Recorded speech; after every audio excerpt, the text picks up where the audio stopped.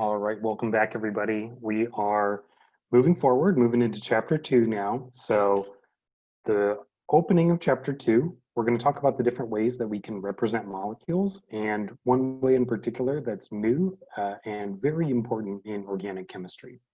So you've dealt with molecules now in Gen Chem 1, Gen Chem 2, and so you're probably familiar already with something called the molecular formula, I hope. That molecular formula is one way that you can represent molecules. It's very useful if you have something like an inorganic compound, so like sodium chloride, NaCl, sodium phosphate, Na3PO4, where you just need to know the number and types of atoms. And so this is very convenient for doing things like balancing equations and stuff like that.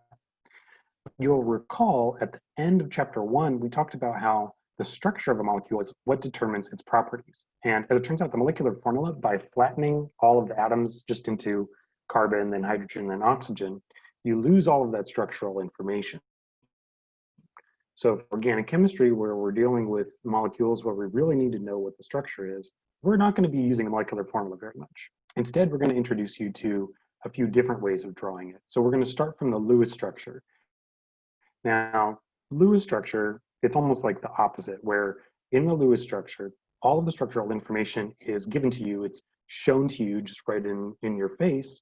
And because of that, it's actually very unwieldy because here, all of our carbon-carbon and carbon-hydrogen bonds are shown. The oxygen and carbon-hydrogen bonds are shown as well.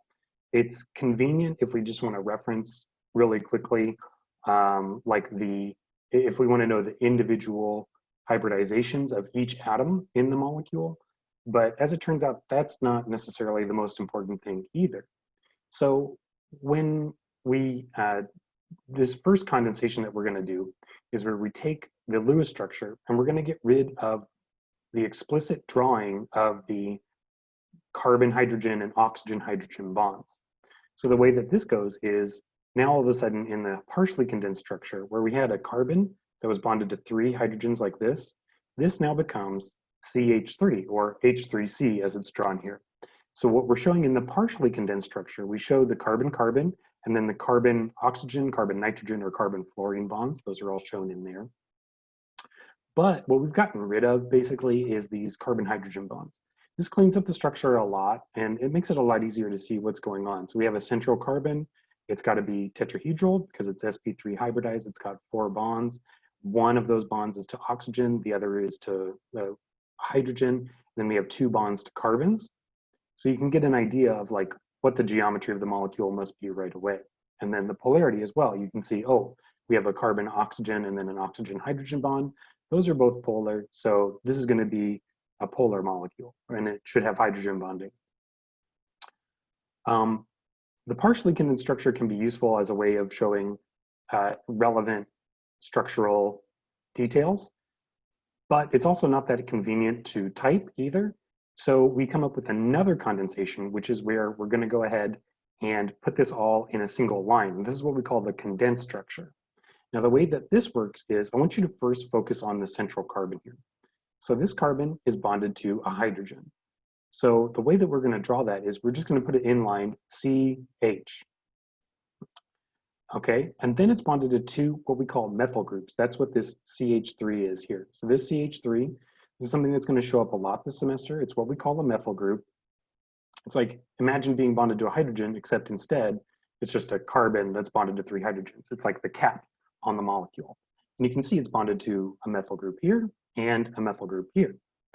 So then what we do is we go ahead and write that methyl group, CH3, and there's 2 of them that are bonded to that central atom. So it becomes CH3 in parentheses, subscript 2, then CH. So it's telling us, okay, 2 methyl groups here bonded to the central carbon. This central carbon is also bonded to a hydrogen. Now, this is where it looks a little confusing because we have this as CHOH. Now, if you were just drawing this out in your general chemistry class, you might think, okay, this is carbon bonded to hydrogen, bonded to oxygen, bonded to hydrogen. But you should know by now that hydrogen is only going to have 1 bond. So we can't have this hydrogen bonded to both the carbon and the oxygen. And as we mentioned, this hydrogen is bonded directly to this central carbon. So then think of it basically as like a return. So it's CH and then return OH. Okay, so then the carbon is bonded to this oxygen. This oxygen is bonded to the hydrogens that follow here. So this is a way of condensing the information. It's not as easy to see the properties, right? You can't just look at this and necessarily say, this is going to be polar. You could, I guess, if you just see, oh, there's an OH bond here, and the O is bonded to a carbon, so it's going to be polar. You can see it that way, but it's not as easy to see as with the partially condensed or the Lewis structure. So it's going to be, you're going to want to practice each of these, going from one to the next, and that's what the homework is for. It's going to help you practice that. Additionally, we have a sample exercise. So you may want to load the sample exercise for chapter 2 PDF and start working on that now as well.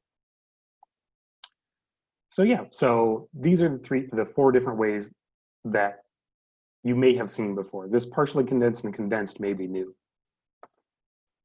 Okay, so like, for example, I already mentioned this, but the molecular formula gets rid of all the bonding information, and that bonding information is crucial because that's going to tell us the difference between isopropanol, propanol, and then ethyl methyl ether.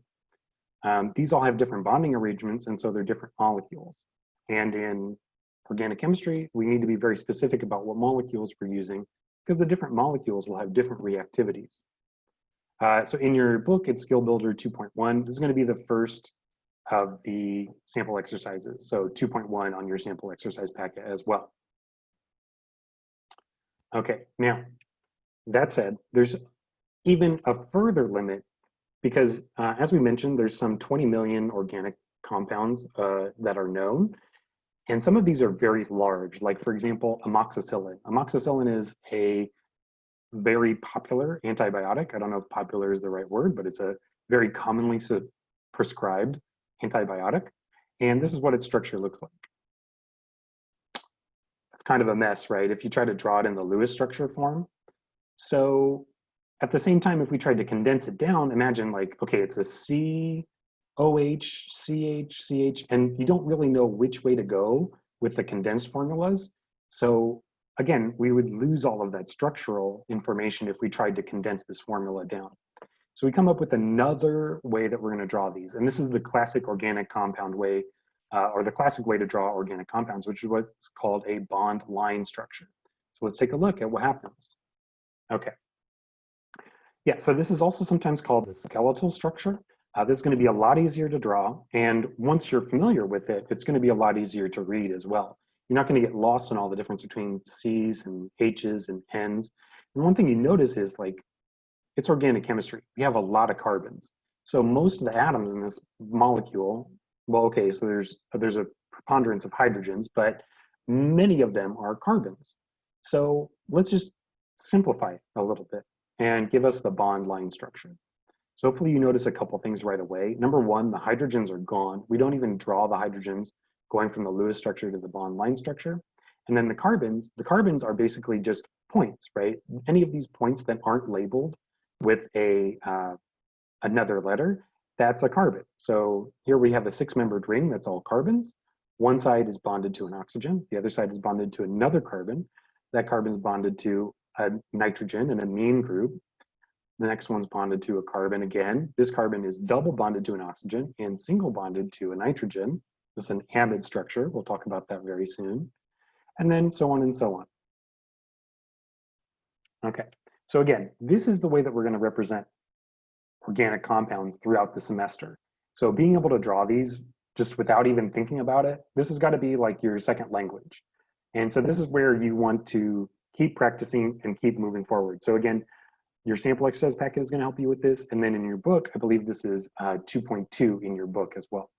So real quick, we're going to like walk it through. And then I expect you to practice this a lot because this is going to take some practice to make sure that you understand.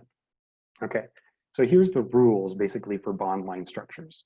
So every corner or endpoint is a carbon atom. So like here we have an endpoint, that's one carbon, then a second carbon at the corner here.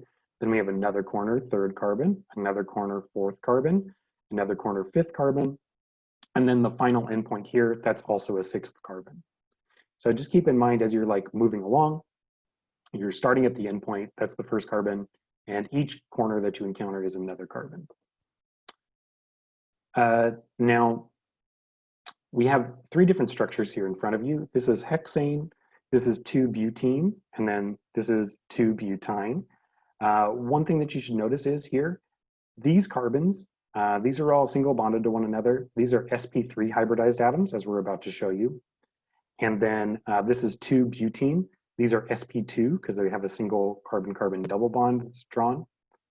sp3 carbons, they should have a bond angle of around 109.5. sp2 should have around 120. So drawing it in this zigzag fashion, the way that you see it here, is pretty accurate. It's good enough anyway. So that's how we draw it there. Now, the only issue is if you have something that's triple bonded or if it's double bonded twice. So if you have a carbon that's sp hybridized, remember, sp hybridized carbons should be linear.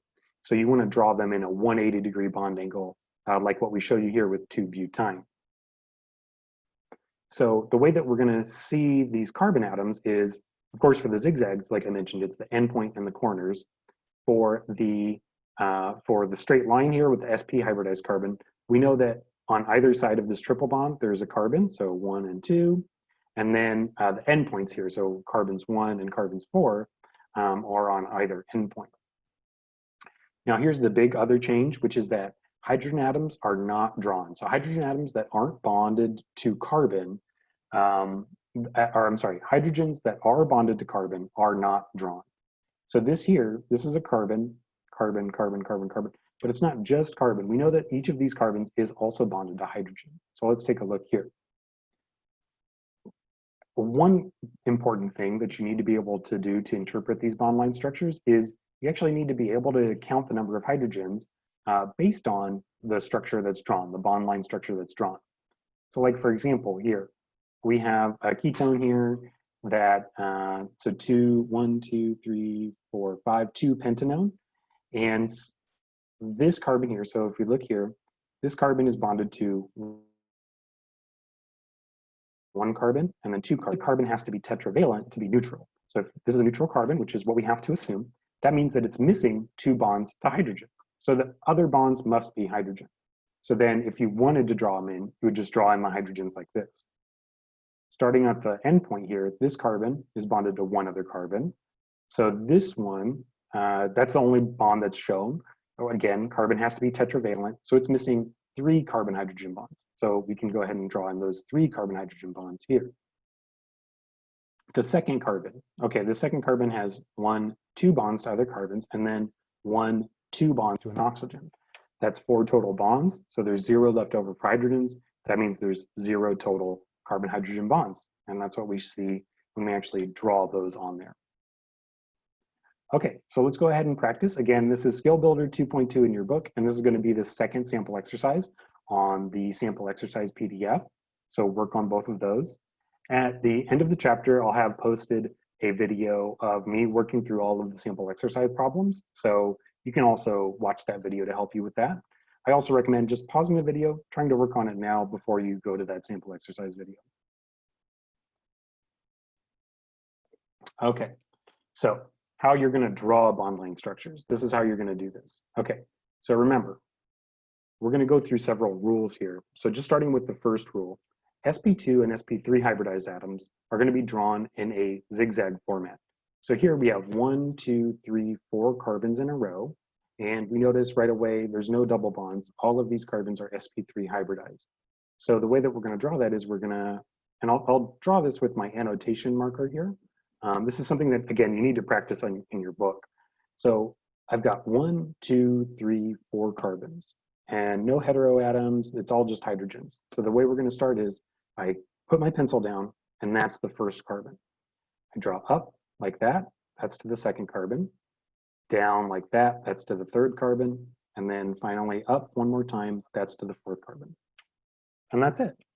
And remember, the carbon-hydrogen bonds are all going to be assumed here. Like, look at this again.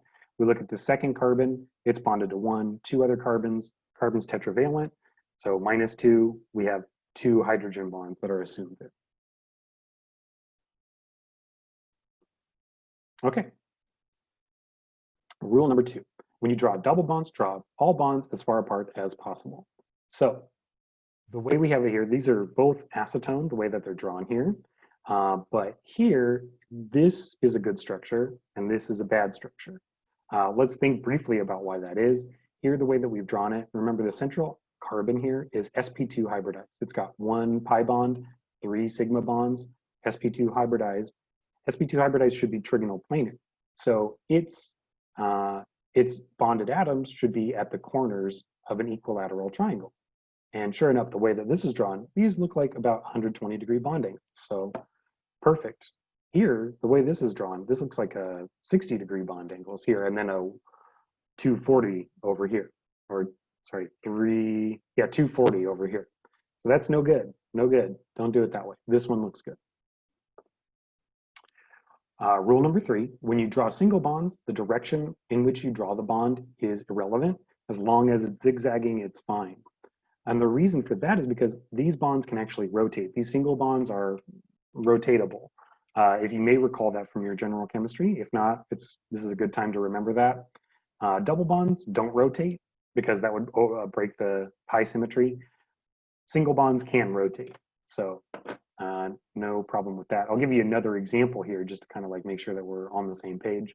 So we just drew a structure like that. So this was our butane structure on the last slide. And we have to do a zigzag for sure. So, but we could zigzag as well like that. The same thing, it's just 4 carbons in a row, 1, 2, 3, 4, same bonding, and the same number of hydrogens. So either way you draw it is fine. Rule number 4, all heteroatoms. So that's a word that I've already used, but we can stop here and kind of like make sure that we're explaining it here. In organic chemistry, when we say heteroatoms, we mean atoms that aren't carbon or hydrogen. So oxygen is a heteroatom, nitrogen could be fluorine, bromine, etc. All of these must be drawn. And the hydrogen atoms that are attached to them also have to be drawn. So we're not going to assume that there's no, we're not going to assume any of the hydrogens bonded to oxygen or nitrogen. Only the hydrogens that are bonded to carbon are going to be assumed. So this is, for example, 2-butanol here. And the way this works is, okay, we have 1, 2, 3, 4 carbons. So we draw it just like what we did in the last slide. 1, 2, 3, 4. But now on the second carbon, so the second carbon here is bonded to an OH group, an alcohol group. So the way that we're going to draw that is we actually need to make sure that we draw that carbon-oxygen bond. And then we also need to draw that this is an OH group here. So this oxygen is bonded to a hydrogen. Okay. Next up, the 5th rule, this is the cardinal rule, you never draw more than 4 bonds to a carbon atom. And that's just because you can't violate the octet. So do not violate the octet rule for carbon. It's never going to happen. Okay, so now, again, there's a little more practice here with your drawing of bond line structures in addition to the interpreting. That's a Skill Builder 2.3, and I believe we're on sample exercise 2.3 now as well. Okay, now, one of the things that you're going to need to do with a bond line structure is you need to be able to identify functional groups. So in organic chemistry, there are these repeating patterns of atoms. And these repeating patterns of atoms have similar functionality to one another. So we kind of like, we call these functional groups. For example, here we have a carbon-carbon double bond. That's a type of functional group called an alkene. In the previous slide, we had a carbon bonded to an oxygen, bonded to a hydrogen. That's an OH group. You may also know that as an alcohol group. And so that is a functional group. And these bond line structures make it really obvious where those functional groups are. Here, the condensed formula can show you, oh, there was a double bond here and now there's no double bond here, but how do you know what else really happened? Here, it's much simpler. You can see, oh, on this side we had a double bond, and on this side, everything's a single bond. This went from an alkene to an alkane. So that's why these bond line structures are so useful. They show you what the important part of the reaction is going to be right away. Okay, so now again, this is another thing that you're going to have to memorize. So what I recommend is making flashcards with these. And this is what I was just saying, is that when you have certain atoms in a certain pattern, They have specific chemical reactions that you need to know about. And these are what they are. So, and these you'll have to recognize, even though they say like chapter 20, for example, you need to have them memorized for the first exam. So just keep that in mind here. I'm going to blow this up on the next slide here. We can just go through it very briefly. So first up, if you have a carbon triple bonded to another carbon, that's a functional group called an alkyne. So just for example, that's going to be chapter 9. We'll talk about those this semester. Then if you have the OH group, that's an alcohol. We mentioned that as well. Now, if you have an oxygen that's in between two other carbons, so for example, here we have diethyl ether where we have CH3, CH2O, CH2, CH3. Importantly, this oxygen is not bonded to a proton. It's just bonded to two other carbons. This is what we call an ether. Next up, if you have, if you have an, so like alcohol is an OH group. In the same way, if you replace the oxygen with sulfur, that becomes a thiol group. So it's SH. It's different chemistry, but it's related in some ways. We'll cover that next semester. That's in chapter 13. And then in the same way that the oxygen in the middle of two carbons is an ether, the sulfur in the middle of two carbons is a sulfide. Next up, we have an aromatic structure. We'll talk about these briefly in the next chapter, but for now, the way that you want to recognize this is if you have a 6-membered carbon ring, so this is carbon, carbon, carbon, carbon, carbon, with alternating double bonds, so you have 3 double bonds that are alternating. This is what's known as a benzene ring or an aromatic ring. So this is a type of functional group. And this is actually above and beyond like an alkene, which is just a single double bond. So keep that in mind. On the next slide, we're going to get, or on the next part here, we're going to talk about carbonyl compounds. So carbonyl compounds are basically starting from, you have a C double bonded to an O, and then that C double bonded to an O is bonded to something else. If you have C double bond O, and the C double bond O is bonded to an OH, that's a carboxylic acid. If you have C double bond O bonded to a halogen, that's an acyl halide. If you have C double bond O, that's bonded to an O, which is bonded to another C double bond O, that's an anhydride.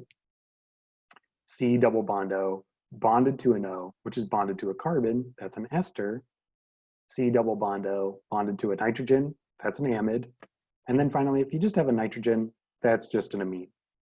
Now there's a couple that aren't listed here that I wish I would have on this slide, but I'll just mention them very briefly. There's ketones and aldehydes. Ketones are where you have a C double bond O, and then that's bonded to a carbon. So imagine R, C double bond O, R. This should be listed in your book. You can always double check there. And then if you have C double bond O that's bonded to a hydrogen, that's an aldehyde. So we'll put that in our notes as well, and make sure that you are able to recognize these functional groups. We'll have some practice problems available for you on the sample exercise packet, which we'll go over here very soon. Okay, that's it for this lecture. I'll see you in the next one.